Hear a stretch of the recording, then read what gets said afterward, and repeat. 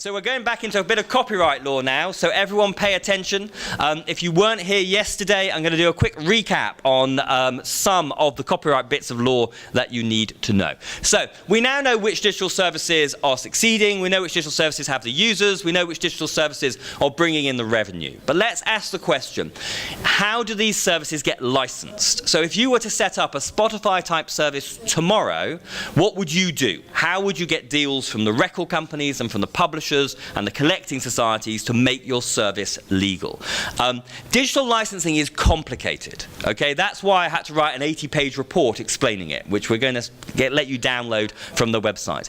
Digital licensing is complicated, and just to illustrate that, let's just stick with the CD for a moment. This is how a CD is licensed. Okay, so when you're a record company and you put out a CD, this is how it works. So remember, we said this yesterday. The first basic rule of music rights is there are two sets of music rights. There's copyright in recordings and there's copyright in songs. I mean, the recording rights and the publishing rights. So if you're a record company and you put out a CD, well, you own the recording rights. Okay, they're your own rights. So therefore, you don't need to license them because you own the copyright in the sound recording. So you directly exploit your copyright and you press the recording onto a CD. Okay, so that's quite straightforward. However, you don't own the copyright in the song. A publisher owns the copyright in the song. So therefore, you need to get a license to cover the song rights, a mechanical rights license, because you're going to exploit the reproduction and distribution elements of the copyright, which are the mechanical rights. So you need a mechanical rights license. In most countries, mechanical rights for CDs and vinyl and cassette are provided through the collective licensing system.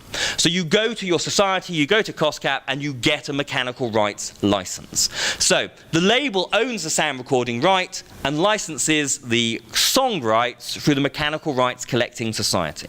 And what that means is, in terms of what happens to the money, the retailer sells the record, okay, and takes $10, say.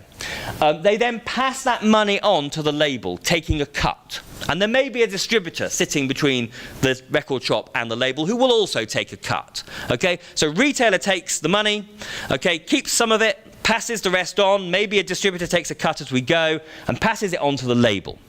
The label then has to do two things. They immediately have to pass some of the money on to the publisher through the Mechanical Rights Collecting Society. That is usually a set industry standard rate, which is usually less than 10% of the wholesale value. Okay, so less than 10% of the wholesale value is immediately passed by the label to the Mechanical Rights Collecting Society. And then the label, under its artist deal, then has to share what's left with the artist. We talked about record deals yesterday. Okay, so on a major label deal, they would probably be sharing a deal that was done in the last 20 years, 15% of the money. Okay, so retailer takes the money, passes it down to label, taking a cut. Label then passes about 8%, 9% over to the Mechanical Rights Society, and assuming the artist has recouped on their record contract, which we talked about yesterday, they then pay 15% to the artist. And then finally, the Collecting Society then has to pay the songwriter and the publisher. And depending on the country, in some countries, the society would pay the publisher, who would then pay the songwriter. In other countries, actually, the society would pay the songwriter direct. The society would split the money and give some to the songwriter and some to the publisher. So this is how licensing works in CDs. Label is exploiting their own rights. They license the mechanical rights in the song through the collective licensing system, and then the singer-songwriter gets paid. They get a bit from the label based on their record contract, and they get a bit either from the publisher based on their publishing contract, or in mainland Europe, actually, they would get their cut of the mechanicals directly from the collecting society. So that is how CD licensing works. Okay, it's relatively easy to get your head around. Most managers understand it. We're all fine. This is how digital services are licensed. So as you can see, it's a little bit more complicated. And so, a little bit more complicated. So this was the entire reason why the Music Managers Forum in the UK commissioned the Dissecting the Digital Dollar report, because most managers had no idea what was going on. So what I'm going to try and do now, in the time I've got left before the coffee break, is explain this diagram to you. And I'm going to do that in various different chunks. I'm going to look at the recording rights first, and then at the publishing rights, which are even more complicated. But before we do that, we need to remind ourselves of 5 bits of copyright law that we talked about about yesterday. So for those of you who were here yesterday, this is a recap. For those of you who weren't, you have to really pay attention to this bit or nothing else I say will make sense. So first things first, remember what we said yesterday about the copyright controls. Okay, so copyright makes money because if you own the copyright in a song or the copyright in a recording, you get a number of controls with the copyright. And the main controls are the reproduction control, the distribution control, the rental control, the adaptation control, the performance control, and the communication control. So you have these controls over your song or your recording. If anybody else wants to reproduce or distribute or rent out or adapt or perform or communicate your song or your recording, they have to come to you for permission, and you sell them your permission. This is how copyright makes money. Remember what I also said yesterday. Although in most copyright systems you will find these 6 controls, actually, you could say that there is now a 7th control called the making available control that was added in the 1990s in the early days of digital. The record companies would say, and in UK they're right to say this because it's how it's written in the copyright law, making available is a subset of communication. Okay, so it isn't a new control, it's just a subset of an existing control. Okay, so you have normal communication, which would cover broadcast, it would cover radio, it would also cover online radio, it might even cover personalized radio like Pandora, and then everything else is making available, whether that's on-demand streaming, downloads, and so on and so forth. Although it's worth mentioning that copyright law doesn't go into any of these specifics. Okay, so that's just the way the labels have chosen to interpret copyright law when we come to streaming. I also said yesterday that in the music industry we quite often group the 2 at the top together and call them the reproduction rights or the mechanical rights, and the 2 at the bottom we group together and call the performing rights or the neighbouring rights. Okay, now the other thing we talked about yesterday when we looked at licensing is how traditionally the music industry has licensed things differently depending on which of these controls is being exploited. Okay, so when you want to license music, the first question you have to ask yourselves, well, the first question is, who owns the copyright? Once you've answered that question, it's which controls of the copyright do I need to exploit? Because that will have an impact on who I do a deal with, the terms of that deal, and how much I pay. Traditionally, when you put out CDs, you were only wanting to exploit the mechanical rights. Okay, so the reproduction and distribution control. So you only had to worry about the mechanical rights. I'm putting out a CD, who controls the mechanical rights? I get my deal, done. Radio only exploits the performing rights. Okay, so I'm a radio station. All I need is a license to cover the recording and the song copyrights, the performing rights of those copyrights. And usually you can get that from the collecting societies. So relatively simple. However, in digital, a download and a stream is both at the same time. So as a file moves from a server over the internet to your device, a copy takes place, reproduction, but so does a communication. Okay, or a making available, depending on how you're choosing to define this. So that makes digital licensing more complicated because we have to worry about both elements of the copyright, the mechanical rights and the performing rights. Let's remember performer rights. This is something we talked about yesterday. Remember what we said is usually when an artist does a record deal, they assign the copyright to the label. So all of the controls of the copyright now belong to the label, not the artist, because that's what a record contract with assignment does. However, the artist retains performer rights. So although all of the controls belong to the label, when it comes to how the artists share in the revenue, for the 4 controls at the top, what they earn is based on their record contract. So the record contract might say, I'm paying you 1%. It might say, I'm paying you 50%. Every record contract is different. Copyright law has no opinion. However, when it comes to performing rights income, copyright law says, there's a performer right here. So whatever the record contract says, the artist is going to get 50% of the money, and they're going to get it directly through the collective licensing system. So it's the one bit where copyright law interferes with record contracts and says if it's performing rights income, then the artist should get 50% of the money and they should get that money directly. Okay, so remember that. When performing rights are being exploited of sound recordings, performer equitable remuneration, or what I call performer ER for short, because remuneration is a very hard word to say, it applies. Next, collective licensing. We talked about this yesterday. Sometimes the music industry licenses directly, sometimes the music industry licenses collectively. Quite when they do each of those varies from country to country. Sometimes copyright law forces collective licensing, sometimes the music industry chooses to license collectively. So the rules vary from country to country, but it's very common for sync and sampling and adaptations and compilations to be done directly, whereas it's very common for recordings of published songs, radio, in some countries, although not all countries, TV, live performance and the public performance of music in clubs and bars to be licensed collectively. But what about digital? Should we license digital directly or should we license it collectively? The record industry and the publishers reached a different conclusion when they asked that question, and we'll come back to that. Remember compulsory licenses? We touched on this yesterday. Sometimes copyright law obliges you to license. It says you still have the controls, but you have to license. So you can't say no. So it greatly decreases the negotiating power of the rights owner because they don't have the power to walk away from the negotiating table and not do the deal. Compulsory licenses vary greatly from countries to countries. There are some countries like the UK where there are no compulsory licenses. In most countries, radio is covered by a compulsory license. In the US, online radio is covered by a compulsory license. So services like Pandora can get a compulsory license to get access to the sound recordings. So compulsory licenses are particularly important when it comes to the US because personalized radio is covered by a compulsory license. And remember what we said yesterday about publishing contracts and how they differ to record contracts. So with a record contract, the label takes the copyright outright, although they have to pay the artist 50% of performing rights income because of equitable enumeration.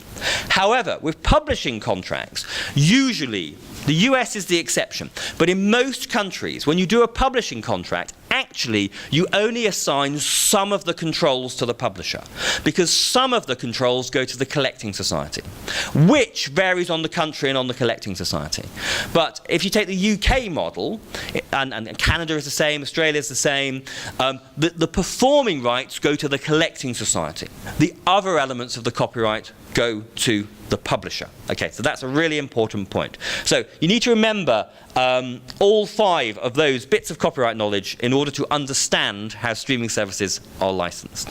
Yeah, a bit more water before I launch into this. Thank you. So you're suffering. Right, let's go back to this horrible diagram. So let's try and get our heads around how streaming services are licensed. So let's start off with the recording rights. So when digital services and streaming services first came along, the record companies had to ask themselves a number of questions. Okay, so everyone knew how to do CDs. When downloads came along, downloads were similar to CD. Okay, the model was similar. There were already some differences between downloads and CD, but it felt the same. It's just an online version of a record shop. When streaming services came along, they were radically different. And so the record companies had to come up with a totally different way of doing business. And in order to do that, they had to ask a number of questions. And the first question is, do we do this through direct deals, or shall we use our collective licensing system? Because streaming services arguably have more in common with radio than they do with record shops. And radio we always license collectively. So should we license streaming services collectively?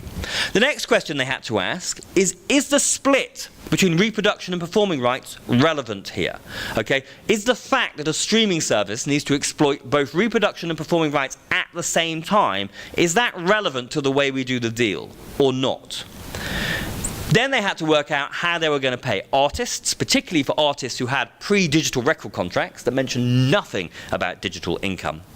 And also they had to think, okay, what are the specifics of the deal that we are going to negotiate with the streaming service? So let's go through each of those questions in turn.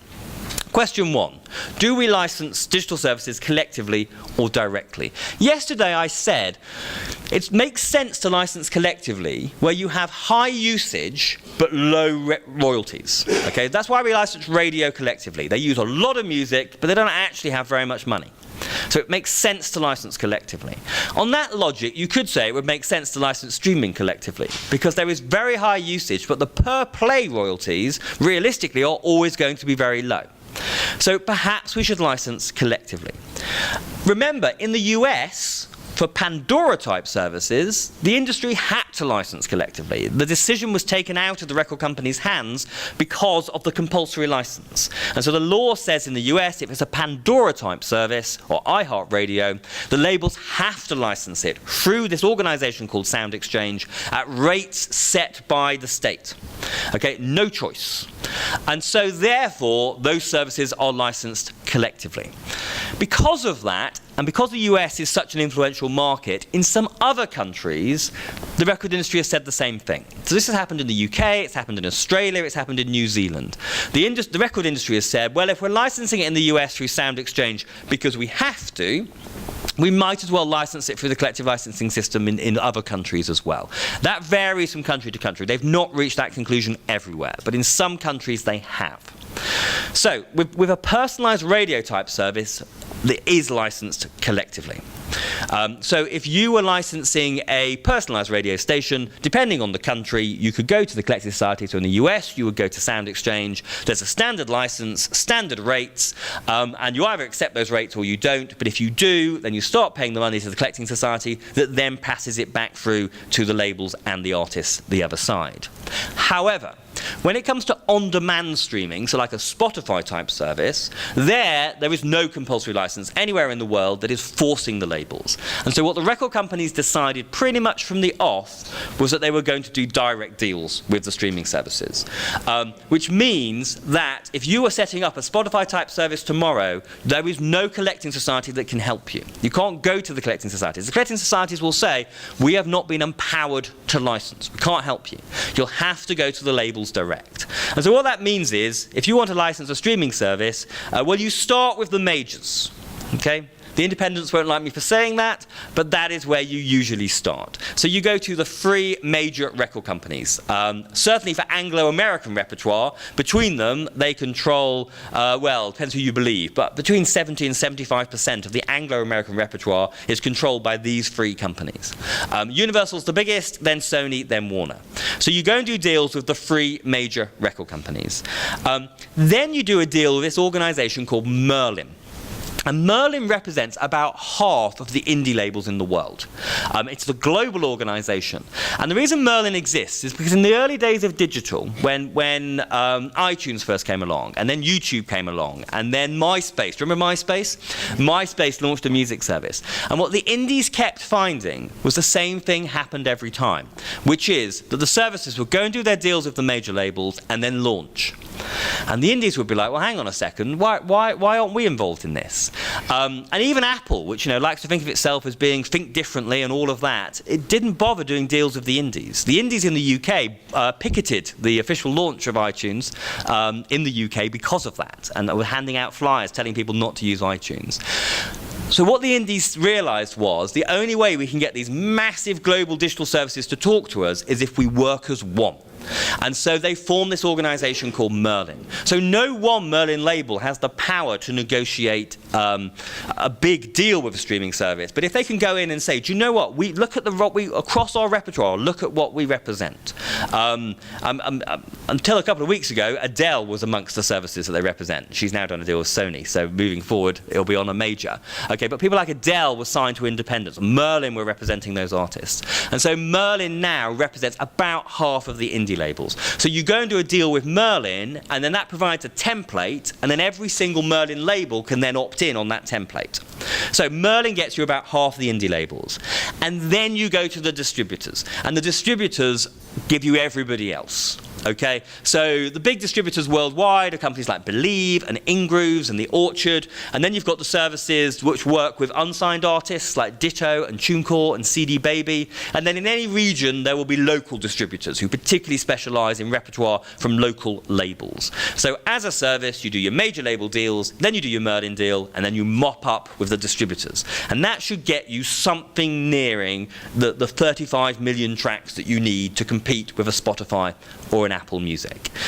So that's how you license from a recording side. And it means that the money will always be paid to the label or distributor first, and then shared with the artist based on record contract or distribution contract. Which brings us to the second question: how are we going to pay our artists? Which also poses the question, well, what about the split between reproduction rights and performing rights? Okay, is that relevant here? Because remember what we said about performer rights. The label owns all of the controls of the copyright, so that's straightforward. The label is empowered to license the copyright entirely, because under a record contract they get all of the controls. They control both the reproduction rights and the performing rights. However, what about ER? Because the equitable remuneration rule says, but if money is made through performing rights, then 50% is paid to artists directly through their collecting society. However, this is what the labels say, but it's not communication that the services are exploiting, it's making available. And you know what? The equitable remuneration rules don't say anything about making available, so we're going to assume it doesn't apply. And therefore, the idea that the artist should be getting equitable remuneration on streaming income doesn't apply, because it's not communication, it's making available, and we're deciding that ER doesn't apply to making available. Actually, in the UK, they're right, because UK copyright law was very explicitly written to say that equitable remuneration does not apply to making available. In most other countries, the law is a little bit more abstract on this point, and this has become quite a big issue in the artist community. You've got an ever-increasing number of artists saying, hang on a second, streaming services are exploiting the performing rights. We don't care whether or not you're making this distinction between communication and making available. That's performing rights. Why aren't we getting our equitable remuneration? Okay, and let's say a stream is 50% reproduction and 50% making available, then we should be getting 50% of 50%. Does that make sense? So we should be getting 25% of all streaming income directly through our collecting societies, oblivious of what our record contracts say. Not subject to recoupment, not subject to deductions. Now, the labels say, if we start doing that, we'll all go out of business. So there's a bit of a bluff standoff going on at the moment of the artists saying, we don't believe you, we're going to push for this, and the labels saying, be careful what you wish for, you might put it out of business, and then you try having a successful music industry. So this is a debate that's going on. In some countries, actually, the courts have decided that the artists are due equitable remuneration on streaming. The problem is, that's as far as they get. You're due equitable remuneration on streaming, full stop. They then don't define what that means. Okay? So in radio, equitable remuneration means a 50-50 split, but that's not defined in law. That's just how the industry decided to implement the principle. So as it currently stands, in most countries, for an on-demand streaming service, equitable remuneration is not paid. As an artist, you earn through your label. Okay, and you get whatever your record deal says you're due, and if you've not recouped on your record contract, you get nothing. If you're a session musician, you get nothing. However, there is a movement afoot to try and get some equitable remuneration for streaming services, and in some countries that is slowly starting to happen, although the latest rumour was that in Hungary, in Europe, the courts decided equitable remuneration was due, and so Deezer, the artists went to Deezer and said, so we need 5% of the income for us, equitable remuneration. Deezer said, well, we're already giving all of our money to the labels, and the artist said, well, you need to go and have a conversation with the labels about that. The label said, we're not budging, and the solution was Deezer pulled out of Hungary. And they're no longer in that market. Now, they probably had 4 users, so I mean, it's probably not that big a deal.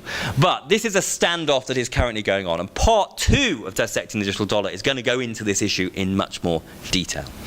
But as it currently stands, as an artist, money comes in from on-demand streaming services, goes to label or distributor, and then you get paid by your label or distributor, subject to your contract. Obviously, if you're an older artist whose record contract says nothing about your royalty on streaming services, then you have to have an argument with your label on what that royalty should be. Is it the same as a CD royalty or not? But that's how artists are currently paid. With Sound Exchange, if it's personalised radio and it's going through the collective licensing system, then equitable remuneration is paid. So Pandora income is split 50-50, and half of the money goes straight to artists. So on personalised radio, collective licensing often applies, and therefore equitable remuneration often applies. On demand, no collective licensing, no equitable remuneration. We then have the question of what the deal is. The deal's the same for labels and publishers, so I'll come back to that once I've been through what happened on the publishing side. So let's go to the publishers and ask all of the same questions that we've just asked for the labels. So first, do we license digital services collectively or directly? Now initially, the publishers answered this question differently because the publishers have always licensed more things collectively. And so initially, the publishers said, we'll just do it for the collective licensing system. And so collecting societies started doing deals with streaming services, and that was all fine. Then the big 5 publishers had changed their mind. So the big 5 publishers are Sony, Universal, Warner, BMG, and Cobalt. And the big 5 suddenly said, do you know what? When it comes to Anglo-American repertoire, we want to start dealing directly. And the reason they did that was because they thought they could get more money. They thought if we pull this out of the collective licensing system, we're no longer subject to the rules and regulations of collective licensing, we reckon we can get more money. And to be fair, they did. Okay, in the main, the big 5 are getting paid more than the collecting societies. So what that means is, if you're a songwriter, if two of you are songwriters and you co-write a song, and one of you signed to Sony ATV, and one of you signed to an independent, and therefore, on the independent side, the money's coming in through the collecting society, money gets paid over 50-50, but you will earn less on the independent than the songwriter on the major will, even though it's the same stream of the same song, okay, because the big 5 now have their own deals with the streaming services separate to the collecting societies for Anglo-American repertoire. Okay, not for non-Anglo-American repertoire. So what that means is, if you're setting up a streaming service, when it comes to the publishing, the first thing you have to do is go and do the big 5 deals to get Anglo-American repertoire from Sony, Universal, Warner, BMG, and Cobalt. So you do those deals, and then you have to go and do deals with every collecting society in the world, of which there are a lot. Quite a lot of societies now have joined up for digital licensing. So in Europe, you can do a deal with an organization called ICE that gets you, well, certainly 3 societies, and actually it's looking like it'll be 5 or 6 societies. And then you can do another deal with an organization called Harmonia, which will get you 10 Southern European societies. So societies are combining their operations in digital. But you do the big 5 deals, and then you have to go and do deals with all the collecting societies, A, to get all the independents, and B, to get the non-Anglo-American repertoire controlled by the majors. So the Francophone repertoire and the German repertoire and so on and so forth. And what that means is that the money flows through the system, through publishers and through collecting societies before it reaches songwriter. Okay, let's ask this question about reproduction and performing rights. This is where it gets complicated. The next 5 minutes are going to be the most complicated thing I'm going to say for the entire session. Okay, this is where it gets complicated. Is the split between reproduction and performing rights relevant? Yes, it is. Because in many cases, in the publishing side, the 2 sets of rights were handled separately. So it now means that quite how we license varies from country to country. So in Germany, or indeed here in Barbados, there is one society that represents both the performing rights and the mechanical rights. So simple, okay? One society can give me both sets of rights. So that's nice and straightforward. Go and do a deal. Same in Germany with Gamer. However, in the UK, there are 2 societies. PRS represents the performing rights, MCPS represents the mechanical rights. So now there are 2 societies. The good news is that MCPS 10 years ago decided it didn't want to do any more licensing, and it hired PRS to do the licensing for it. So MCPS outsources all of its licensing to PRS. So the 2 basically work together. So it means if I go to PRS, I do a deal with PRS, and actually I get both sets of rights in that deal. So although there are 2 societies, I don't need to know that as a licensee, because the 2 societies have cleverly, sensibly come together, so I can get a single license. MCPS are currently reviewing all of that, and they might change their minds on this. So maybe as of next year, it's not that simple. But as it currently stands in the UK, that's the way it is. But what about countries where that hasn't happened? There are 2 societies, and they are not collaborating. So for example, in Canada, the 2 societies, SOCAN on the performing rights side, and then the mechanical rights society, they don't work together. So you have to go and do 2 deals. You do one with SOCAN for the performing rights, and one with the mechanical society for the mechanical rights. In the US, Well, you do the performing rights through BMI, ASCAP, CSAC, Global Music Rights. There is no Mechanical Rights Society in the US. There are agencies like the Harry Fox Agency, which are almost collecting societies, but not quite. And so mechanical rights in the US on the streaming is a mess. And it is the subject of multiple lawsuits as we currently speak. Because mechanical licensing has always been a mess in the US, and it has really kicked off in the digital age. If you listen to my podcast tomorrow, I am interviewing a guy called David Lowery, who is one of the songwriters who has sued Spotify on this issue. So in that podcast, we go into more information about that problem. So basically, where collective licensing applies for the publishing side of streaming, you have to say, okay, am I in a country where one society represents both sets of rights? I'm in Barbados, yes, great, simple. Oh no, I'm in the UK, separate societies. That's a problem. Oh, it's not a problem because look, they're working together. I can still get a single license. I'm in Canada, okay, it is a problem now. I have to do 2 deals, one for the performing rights, one for the mechanical rights. Oh, I'm in America, big problem. Performing rights, simple. God knows what's going to happen with the mechanical rights. This is where it's collective licensing. What about the big 5 and Anglo-American repertoire? Okay, remember, they are licensing directly. However, there's an issue with that, which is that when the big 5 decided that they were going to start licensing streaming services directly, the collecting societies turned around and said, well, hang on a second. The streaming services need both mechanical rights and performing rights. You've got the mechanical rights. You can do whatever you like with the mechanical rights. If you want to do direct deals, do direct deals. But remember, we control the performing rights, not you. So you can't just randomly decide to go and do direct deals, because you can only do direct deals for the mechanical rights. And so what happened is the big 5 did deals with the collecting societies so that they could do one-stop deals with the services. So basically, I go and do a deal with Sony ATV, who control the mechanical rights. They then go and do a deal with PRS, ASCAP, BMI, SOCAN, the Australian societies, so AMRA, New Zealand, South Africa, and to cover the performing rights. So I, as a service, get one deal from Sony ATV, but behind the scenes, they then have to go and get approval from all of the Anglo-American societies. And crucially, from a money point of view, what this means is the money goes into Sony. Sony then split it in half, and they keep half because that's the mechanical rights money, and then they pay some money to the songwriter based on contract. The other half they have to hand over to the collecting society, so to PRS in the UK.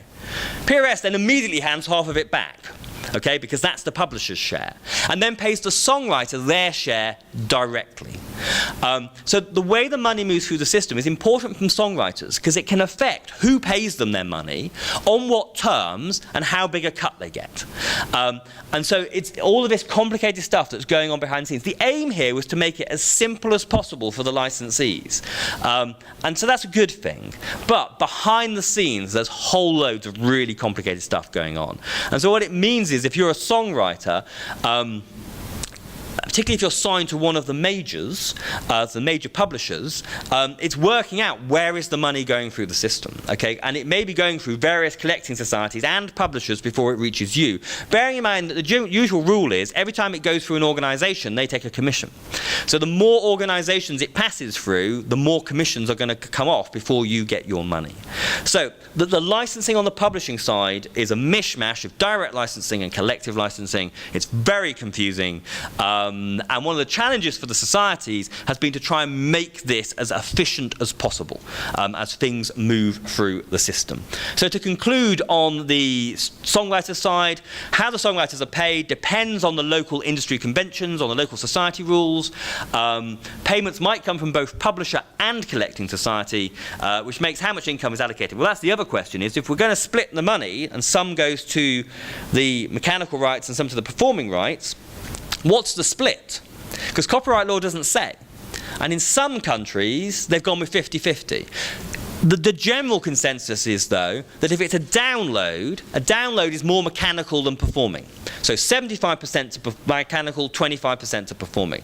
Where stream's the other way around. It's more performing than mechanical. So 75% to the performing, 25% to the mechanical. But that varies from country to country, and some countries are switching it to 50-50, because the publishers prefer it to be all mechanical, whereas the songwriters prefer it to be all performing, because the songwriters get their money quicker if it's a performing right. So all of this is in flux. Before I get on to the deal, are there any questions on this so far? I just wanted to offer some clarification, how it The local, functions for here. good, Yeah. yes.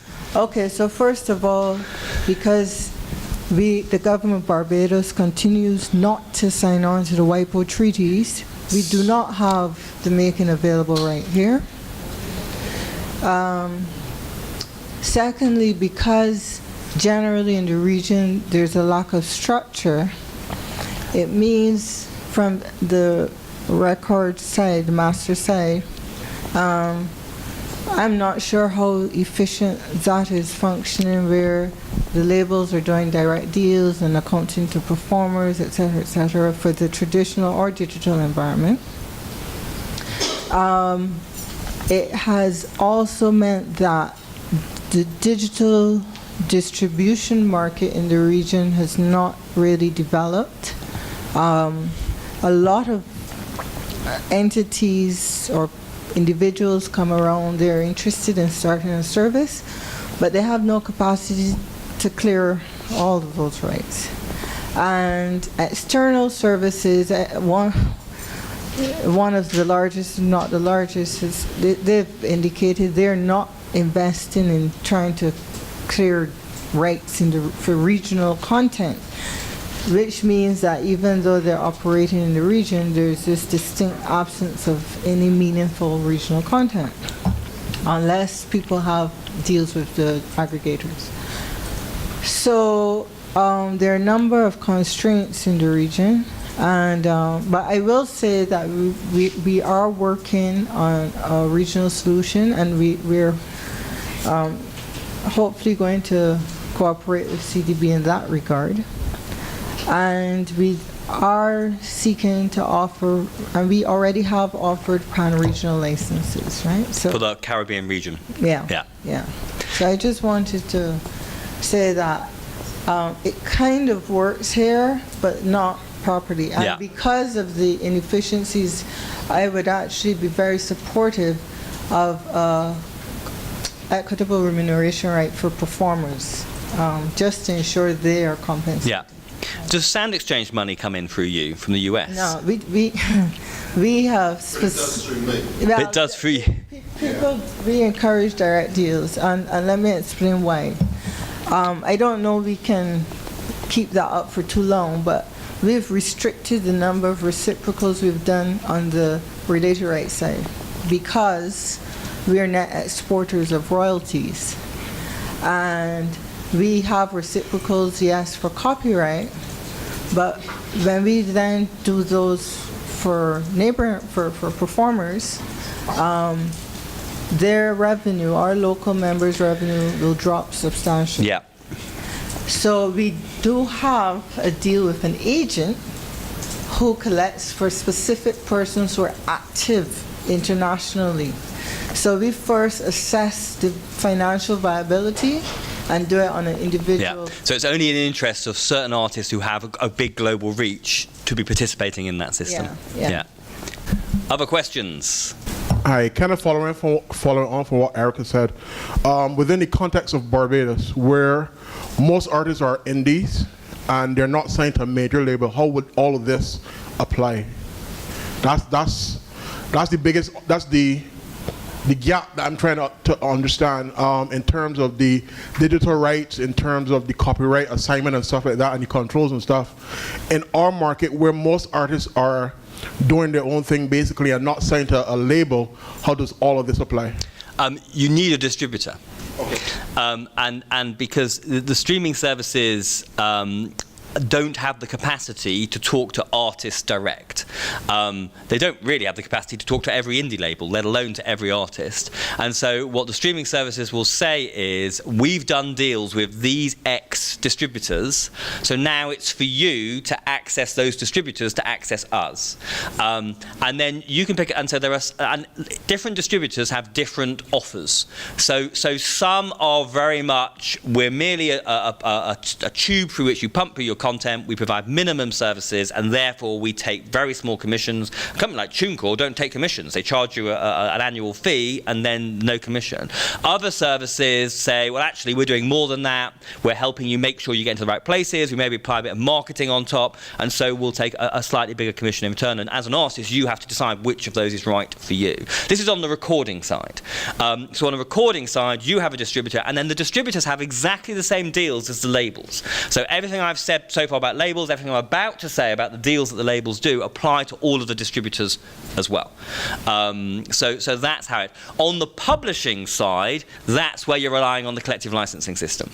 Because on the publishing side, unless you're signed to one of the big five, it's all done through the collecting societies, it's all done through the reciprocal agreements around the world. So it's a case of making sure you are in your local society, that you're logging all of your songs with your local society, and then relying on your society to have all the deals in place so the money flows through the system from around the world. So for recordings, get a good distributor, and from a songwriter side, make sure you join your collecting society. I'm just trying to understand the reproduction in the scenario for streaming. Yes. Okay, so is the reproduction is not permanent, is it? It's a temporary... It doesn't matter. It doesn't matter? It doesn't matter. A copy takes place. Right. Because a file sits on Apple's server, and then it is copied to your device, it plays once, and then it's deleted. Right. But that's still a copy. Right. And it's a communication. Right. And so... I mean, having said all of this, copyright law doesn't define the stream. Okay, in no copyright act in the world will you define the line that says a stream equals. And that is one of the challenges. So the music industry has decided, well, it's a reproduction and it is a communication. And is that why they initially were saying it's a make available as a... Correct. Oh, okay. Correct. But I mean, you're right. It's like, well, who's to define what a stream is in copyright terms? There are some people in Europe who are saying, well, isn't a stream really like a rental? Isn't it sort of the digital equivalent of rental? So iTunes was the digital equivalent of selling a record. Spotify, Apple Music, is the digital equivalent of rental. So why don't we treat it as the rental right? Because most copyright systems have a rental right. Now, actually, in your copyright law, rental sits way down and it isn't a proper control. So you wouldn't want that because it would create all sorts of challenges. But in the UK, where rental is a standalone control in the Act, some people are saying, why don't we treat it as rental? Now, there's a hidden agenda there, because in the UK, rental is subject to equitable remuneration. So they would immediately get the 50%. Because rental in the UK is libraries. No one ever made any money out of libraries, so nobody in the record industry cares about rental. So if you could say, let's say stream is rental, suddenly that would have a massive... I mean, the labels would never let that happen. But it comes to your point, is who is randomly deciding, oh, a stream is clearly it's 62% performance and 38% reproduction. The law doesn't say, and so therefore the industry has to decide, and often they decide differently in different countries.